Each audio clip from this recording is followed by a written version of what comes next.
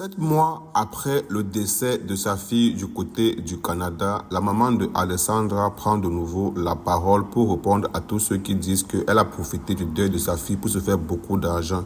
Et aussi, elle dit que jusqu'à présent, elle n'a pas encore reçu les résultats venant du côté du Canada. Les amis, je préfère ensemble qu'on écoute la maman de Alessandra qui est très remontée contre ces personnes-là qui l'accusent d'avoir fait beaucoup d'argent sur le deuil de sa fille. Je rappelle que Alessandra, c'est cette jeune étudiante congolaise dont le corps a été retrouvé RIP dans un parc du côté du Canada. Il y a de cela peut-être 7 mois, si vous vous souvenez bien, donc la vidéo de sa maman où elle cherchait sa fille en vain pendant 3 jours et a fait le tour de la toile. Et le 4e jour, je pense que les sapeurs ont retrouvé le corps de la fille sans vie dans un lac du côté du Canada. On écoute sa maman qui est vraiment très remontée. Je suis toujours triste.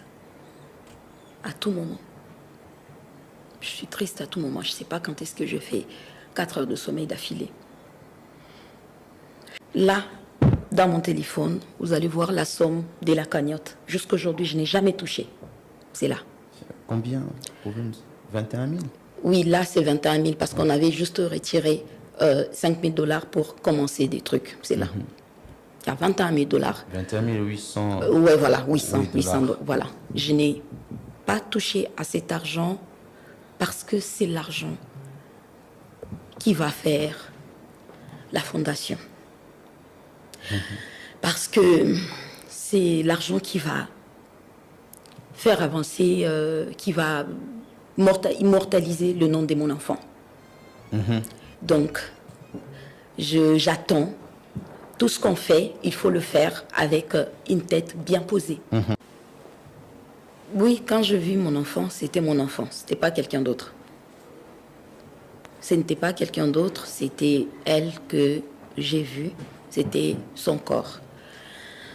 Et c'était son corps et le corps n'était pas en état de décomposition.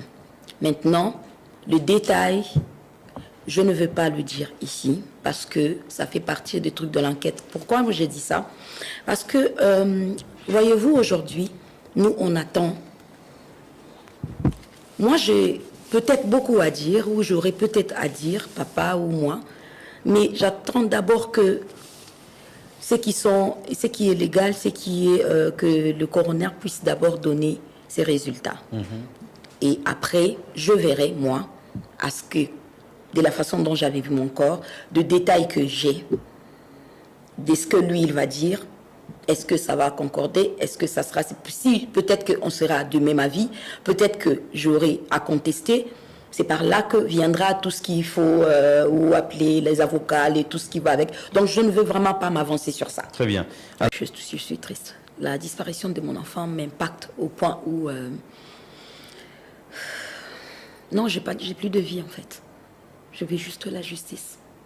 Donc à répondre à ça, je ne veux pas bien. Je veux bien parce que dans le sens où le Seigneur me réveille. C'est Dieu qui me réveille et il me garde en vie. Je sais qu'il travaille. Mais en moi, non, je ne vais pas bien. Je ne vais pas bien. Et vous pensez que c'est quand vous aurez la justice, alors la justice qui sera vraiment dite de manière... Oui, parce que vous savez, c'est tourner en boucle. À ne pas savoir qu'est-ce qui est arrivé. À savoir que quelqu'un lui a fait ça et la personne est libre, à savoir tout ce qui va avec. C'est ça. Moi, ce que je dirais par rapport à... Je répondrai, c'est dans le sens où... moi, j'attends ces résultats de coroner pour pouvoir avancer, pour pouvoir savoir. Je ne vais pas entrer en guerre avec quelqu'un qui ne m'a pas déclaré la guerre. Ça, c'est ma parole à moi. Je n'entrerai pas en guerre avec quelqu'un qui ne m'a pas déclaré la guerre.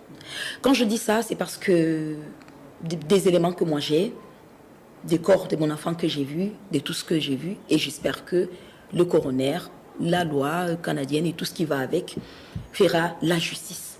Parce que moi, je dis que je ne ferai pas la justice de mon enfant dans l'injustice. Non. Je n'accepterai pas qu'un innocent soit incarcéré. Je veux que le vrai fait réel puisse être là. Que les auteurs, voilà, que les auteurs puissent être dénoncés. C'est pourquoi je ne veux pas aujourd'hui, moi, m'annoncer ou accuser ou être sur des pics on est sûrement peut-être de même cas, de même côté. Donc, d'où moi, je me dis aujourd'hui, je ne déclarerai pas la guerre à quelqu'un qui ne m'a pas encore déclaré la guerre. Voilà pourquoi j'ai pris mon téléphone tout à l'heure, parce que quand vous avez posé la question, j'ai pensé directement à prendre le téléphone. Là, dans mon téléphone, vous allez voir la somme de la cagnotte. Jusqu'aujourd'hui, je n'ai jamais touché. C'est là. Combien, Provence? 21 000? Oui, là, c'est 21 000 parce qu'on avait juste retiré 5 000 $ pour commencer des trucs. C'est là. Il y a 21 000 $. 21 800. Ouais, voilà, 800 Oui, $. Voilà. Je n'ai pas touché à cet argent parce que c'est l'argent qui va faire la fondation. Parce que c'est l'argent qui va faire avancer, qui va immortaliser le nom de mon enfant. Donc, j'attends. Tout ce qu'on fait, il faut le faire avec une tête bien posée. Je ne suis pas dans cette démarche parce que...